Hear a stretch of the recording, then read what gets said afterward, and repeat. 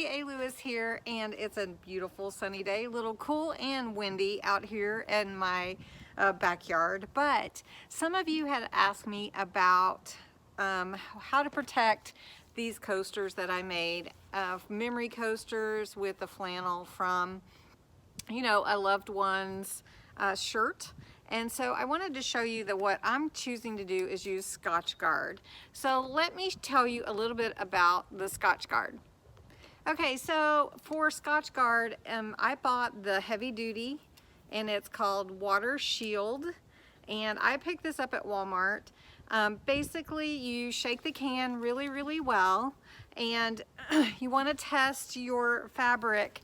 And so these are going to be okay, but I want you to test your fabric first, and then basically, I've been saying that word a lot, sorry. So all you have to do is spray the coaster or whatever it is that you're wanting to protect from water, rain, or snow, and just 6 to 8 inches above it in a sweeping motion. So I'm going to do that.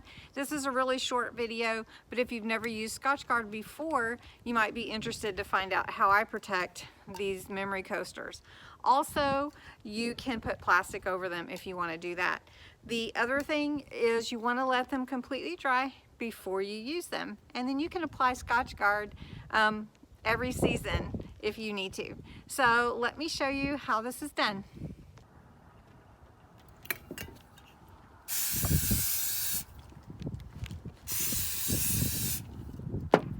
It was as simple as it is. It was pretty easy to do. I say that you could do it really quickly. You can use this for your boots and all kinds of stuff. So just wanted to let you know that. This is not an affiliate or a sponsored video. I just wanted to show you how to use the Scotchgard to protect these memory coasters that we made.